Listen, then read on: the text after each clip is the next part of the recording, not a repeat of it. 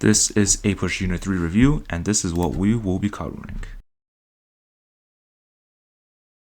So first we're going to cover the Articles of Confederation and the Constitution. Before we even talk about that, we need to talk about what happened before national government. So after the Declaration of Independence, state governments were formed by every single state. The big idea is republicanism, or rule by the people. However, there were debates on what this should look like. Most state governments included a separation of powers, voting requirements, and even a basic Bill of Rights. One example of this was the Virginia Statute for Religious Freedom by Thomas Jefferson, which gave complete religious toleration. Now, the first national government was the Articles of Confederation, which meant that the government could decide foreign policy, borrow money, make treaties. This was a centralized government, but was really weak. Now, the Articles of Confederation were very, very weak.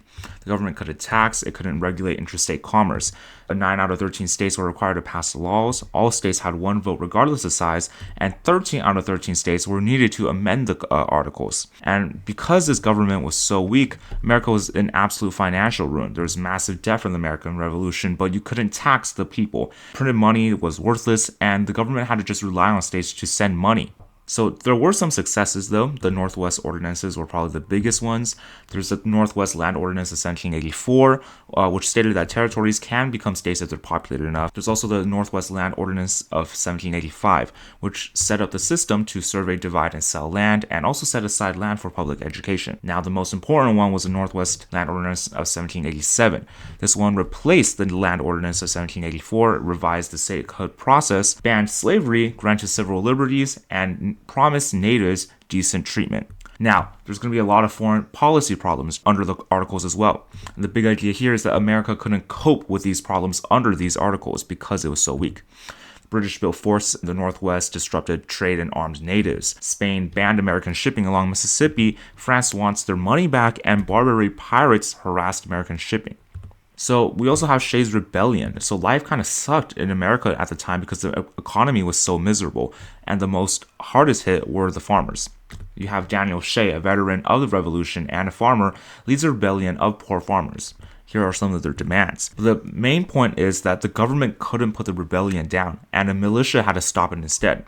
The big idea is that Shays' Rebellion is going to lead to calls for a stronger government because landowners fear that the poor are going to continue to rebel and want a stronger government to suppress these rebellions. This also demonstrated the tensions between the frontier and the East Coast. So because of these foreign policy problems, rebellions, the miserable economy, the article sucked and clearly needed to be revised. So the Constitutional Convention is going to be held in 1787, and very quickly delegates to just completely revamp the government. It's important to note that some radicals like Patrick Henry, Sam Adams, didn't like a stronger government, but had to do so anyways. So there's going to be a lot of compromises at the convention. First big one is going to be representation. Again, more votes means more powers.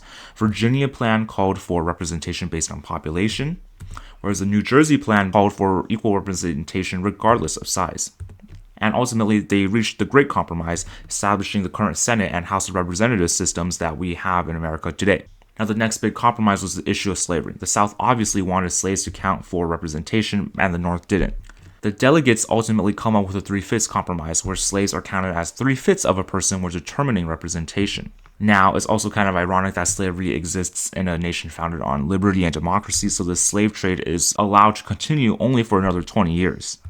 The big idea here is that the slavery is actually protected by the original Constitution. You even have a fugitive slave clause that stated if your slave ran away, then you could get them back.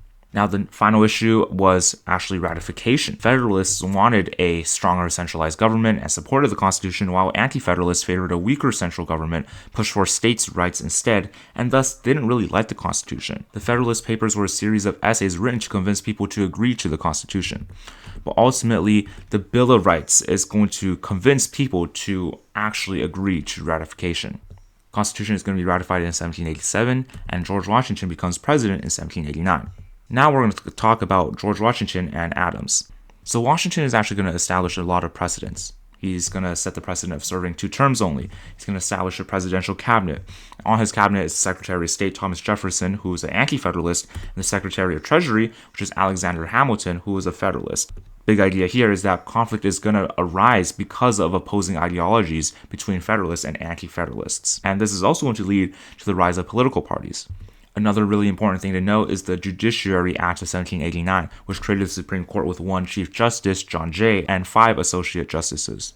Now, another really big idea during this period was Hamilton's financial plan, which was created to revitalize the American economy, pay off debts, and develop American manufacturing. This is going to be split into 3 parts. The first part is the assumption plan, where the federal government would assume the war debts of all the states. This was controversial because it actually increased the power of the federal government. Second part called for raising tariffs and excise taxes, or taxes on specific goods. These tariffs would protect American industries from foreign competition, and excise taxes would raise revenue to pay off the war debt. Finally, the last and most controversial was the creation of the National Bank. So the National Bank is going to be the most important part of Hamilton's financial plan. This was going to be intended to create a strong, thriving economy. You would print money, deposit government funds, etc. The big idea is that the National Bank was highly controversial because it sparked a debate about the growing power of the federal government. Jeffersonian Republicans, led by Jefferson, stated that the Constitution didn't give Congress the authority to create a bank. They wanted a strict interpretation of the Constitution and thus rejected a national bank. On the other hand, Federalists, led by Hamilton, stated that the Elastic Clause allowed Congress to create a bank because it was necessary and proper to maintain a strong economy. And these people are going to advocate for a loose interpretation of the Constitution. Ultimately, the first national bank is going to be established. Now, the next big trend was the growth of the first party system, which develops in the 1790s. Even though the Constitution didn't mention political parties and many thought that they were bad, these parties still came to be. You had the Federalists, who supported Hamilton's economic vision. They wanted a loose interpretation of the Constitution and also advocated for a strong central government. The other party was the Jeffersonian Republicans, who supported Jefferson's economic vision of an agrarian society, or one based on agriculture. They argued for a strict interpretation of the Constitution, wanted a weak central government, and pushed for state rights instead. Another big event during this time was the Whiskey Rebellion. So the big idea here is that the Whiskey Rebellion demonstrated the power and the effectiveness of the new government. So for some context, farmers in Pennsylvania didn't want to pay the excise tax on whiskey created by Hamilton because they distilled leftover corn into whiskey to make a little extra profit. Now they don't want to pay this tax and they rebel. So Washington brings in 15,000 troops into the state and put down the rebellion without bloodshed via a show of force. Now compare this to Shays' Rebellion. The new government is much stronger, and this honestly disturbs some critics. Now we're going to talk about foreign policy during this time period. So the French Revolution really divides America. Federalists want to stay neutral because they thought the army was too weak. Jeffersonian Republicans, on the other hand, supported fighting for liberty and wanted to stop English impressment or the seizing of American ships. Washington is going to issue the Proclamation of Neutrality, and implying that the Franco-American Treaty signed after the Battle of Saratoga was invalid. Yet neutrality is still going to be challenged by people like citizen Edmund Gannett, who travels to the US trying to get people to support France. Now, England also caused some problems. There was impressment of American ships, occupation of force in the West, and the arming of natives. In Jay's Treaty, the British agreed to leave force on the frontier. However, this said nothing about the native issue or impressment. This does keep the US neutral, though. Now, Spain is also going to cause some issues. Recall how Spain banned the United States from using the Mississippi River. However, in the Pinckney Treaty, Spain agrees to let the US use the Mississippi River for trade, and it also established the northern boundary of Florida. Now, we're going to talk a little bit about Native Americans. Native life continued to be encroached upon by settlers. You have the Northwest Confederacy formed, led by Little Turtle, to resist this encroachment, but at the Battle of Fallen Timbers, the natives are going to be defeated, and they are going to be forced to sign the Treaty of Greenville, where they have to give up their land claims in the Ohio Territory. So now we're going to talk about Washington's farewell address. So he's going to he sets a 2-term precedent and also delivers a farewell address. He warns the nation to beware of permanent alliances and political parties because he thought they were very divisive. Now in the election of 1796, John Adams is going to become president with Jefferson as his VP. Under John Adams, there's going to be some foreign policy issues. France continues to be a major problem. The French start seizing American ships as well. You had the XYZ affair, where French officials X, Y, and Z wanted a bribe from American diplomats before even allowing them to talk to Foreign Minister Talleyrand. And this, as you could imagine, caused massive public outrage. And there were a lot of calls for war. However, in the Convention of 1800, negotiations with Napoleon kept the US out of a war. The next big idea is that under Adams, there's going to be a clash between the state and federal government. The Alien and Sedition Acts are going to be passed by a Federalist-controlled Congress to limit opposition from Democratic Republicans. So the Alien Act allowed the president to deport or arrest dangerous immigrants. The Naturalization Act increased the naturalization time from 5 to 14 years. And these acts were passed because immigrants tended to vote for the Democratic Republicans. Now, the Sedition Act made it illegal to criticize the government. Now, all of these acts were passed for national security reasons, but heavily violated the individual liberty. As such, the Kentucky and Virginia resolutions were drafted and stated that states could nullify federal laws if deemed unconstitutional. And it's important to note that nullification is going to be used later on in the Tariff of Abominations controversy and also when the South ultimately secedes from the Union. Now we're going to talk about Jeffersonian America. So in the election of 1800, the Federalists are going to lose the executive and legislative branch, and Jefferson is going to become the first Democratic Republican president. However, the Adams administration still wants to maintain judicial power, so right before Adams leaves, they're going to pass the Judiciary Act of 1801, which created a whole bunch of new judge positions and filled them with Federalists. Now, these judges are known as the Midnight Judges. So one of these midnight appointees actually sued Secretary of State James Madison for withholding his pay, and this gets escalated to the Supreme Court in Marbury versus Madison. So this essentially established the idea of judicial review, that the Supreme Court would be able to interpret the Constitution and deem federal laws constitutional or not. This was a massive expansion of judicial power, and the Chief Justice John Marshall, who was a Federalist, is going to continue to increase federal power. So how Jeffersonian was Jefferson? Recall that the Democratic Republicans want a strict interpretation of the Constitution, a small government, and an agrarian society. Now, Jefferson does stick to some of these principles. He eliminates the excise taxes, lowers the national debt, and pardons those arrested under the Alien and Sedition Acts. Yet he also keeps the National Bank and Hamilton's financial plan, and even uses the elastic clause to buy the Louisiana Territory for $15 million. Now, even though nowhere in the Constitution did it say that the president can purchase foreign land, Jefferson still did it. Now, the Louisiana Purchase was a big deal because it doubled the land of the U.S. for cheap and it supported an agrarian society, weakening the Federalists. This is because all the new land would be used for agriculture and not industry. Now, the Lewis and Clark expedition was a scientific expedition of the lands, and ultimately this is going to lead to the start of land claims to the Oregon and Pacific Coast territories. It's going to bring a lot of conflict, especially with natives later on. As for foreign policy, American neutrality during the Napoleonic Wars is going to be violated. There's going to be continued impressment by England. France is going to issue the Berlin Decree, which stated that they're going to seize ships trading with England. England retaliates with the Orders in Council, stating that ships going to Europe must stop by England first. The big one, though, is going to be the Chesapeake Leopard affair, where the English ship, the Leopard, attacks the American ship, the Chesapeake. This is going to kill 3 Americans and force 4 into the British Navy. Obviously, massive outrage and calls for war flare up. Jefferson is going to ignore this outcry and instead issues the Embargo Act of 1807, which banned all foreign trade. The economy absolutely tanks and inadvertently fuels the Industrial Revolution, which technically goes against his vision of an agrarian society. So Madison is going to become president in 1809 and is also a Jeffersonian Republican. He first repeals the Embargo Act of 1807 and replaces it with the Non-Intercourse Act. This stated that America would trade with all countries except for France and England, but this doesn't really help the economy. This is then replaced with Macon's Bill No. 2, which stated that the U.S. would trade if neutrality and the freedom of seas is respected. However, neither France nor England respects this, and they continue to seize American ships. Now, the big idea here is that war hawks in Congress are going to start demanding war against England. They want to stop impressment, they want to stop the arming of natives, and they also want Canada from England. As stated earlier, conflicts with natives are going to continue to build up. You have Tecumseh and the Prophet, who organized a confederacy of tribes east of the Mississippi to resist American encroachment on their lands.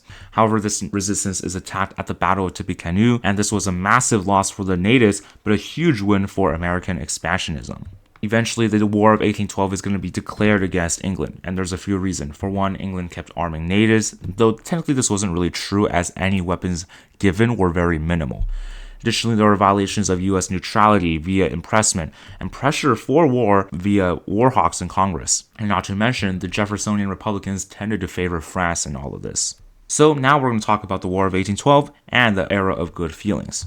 Now let's quickly go over the War of 1812. The US gets absolutely destroyed initially. Washington, D.C. is even burned down. However, both sides get tired of fighting and sign the Treaty of Ghent, which was a stalemate. Nothing was gained or lost, and this happened because both sides were tired of fighting. Now, 2 weeks later, after this treaty was signed, Andrew Jackson is going to defeat the British at the Battle of New Orleans. Now, keep this in mind because this is how Jackson becomes a national figure.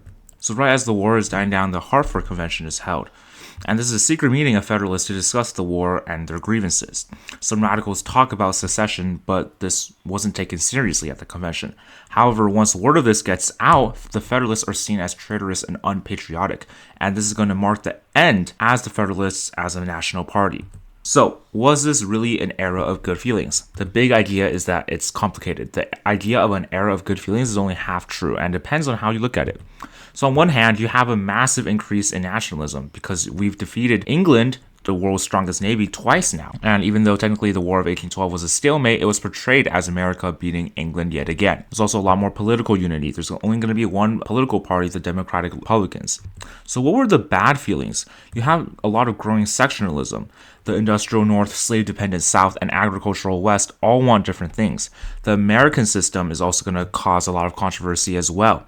Slavery is still a big issue, and the Panic of 1819 is going to be the first major economic crash under the Constitution. So keep in mind that the president during this time is James Monroe, and the cornerstone of his domestic policy is going to be the American system introduced by Henry Clay. The main idea here was economic nationalism, or having a lot of government intervention in the economy. Now, this is actually a pro-big government policy that's introduced by the Democratic Republicans, who are supposed to be for a smaller government. All this is to say that the Democratic Republicans are going to start adopting Federalist ideas while still keeping some of their traditional views. Had things like the Tariff of 1816, which was a protective tariff intended to protect American industries. There's also the Second Bank of the United States to create financial stability. They also have a lot of infrastructure improvements. However, it's important to note that Monroe and Madison actually vetoed some of these improvements because they believed that the power to create these infrastructures wasn't given to the federal government and should instead be given to the states. So as such, a lot of the time states had to fund their own projects, like the Erie Canal by New York, which was completed in 1825. So to reiterate, the big idea is that despite political unity, the American system still sparked debate and increased sectionalism during this time. Another very massive topic was slavery. The big idea was that though the Missouri Compromise temporarily eased tensions over slavery, it still ultimately demonstrated the rise in sectionalism during this time. So for context, Missouri wants to join the Union as a slave state, which would then set the balance of slave and free states in Congress. You had the Talmadge Amendment, which stated that Missouri can join as a slave state, but slaves would be gradually freed. And obviously the Southerners hate this and strike it down.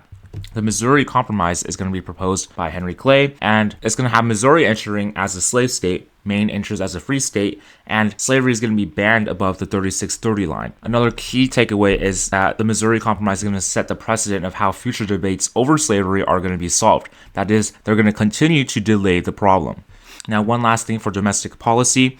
The big idea is that Supreme Court rulings during this time are going to give great power to the courts and the federal government, despite the fact that the Federalists are gone. Recall that the Chief Justice during this time is going to be John Marshall, who is a Federalist. You have Marbury versus Madison, as we talked about earlier. You also have McCulloch versus Maryland, which stated that states cannot tax the federal government. And Gibbons versus Odin, where it stated that only the federal government could regulate interstate commerce. Now for foreign policy. The big idea is the United States is going to start to have stability and success in international affairs, which was a stark contrast to what happened before the War of 1812. The main guy here is going to be Secretary of State John Quincy Adams, and some examples of diplomatic successes are the Anglo-American Convention of 1818, as well as the Adam-Onis Treaty, where the U.S. got Florida and had to give up land claims to Texas. Now for the big one, the Monroe Doctrine. The big idea is that the Monroe Doctrine is going to warn Europe to stay out of the Western Hemisphere. There's a lot of revolts in the European colonies during this time, and a lot of people feared that European nations would try to take over again. England is actually going to support the Monroe Doctrine because they want free trade. Ultimately, the Monroe Doctrine is going to be issued in 1823 and warned Europe to stay out of the Western Hemisphere, and in return, the United States would stay out of European affairs. And the US couldn't actually back this up at the time, but England and their world-class navy supported this, so no one challenged this. There's also no immediate impact, but the Monroe Doctrine does become important later during American imperialism, where the US does have the power to back this up. So that is all for APUSH Unit 3 review. If this video was valuable, then please consider supporting the channel. Regardless, thank you for watching.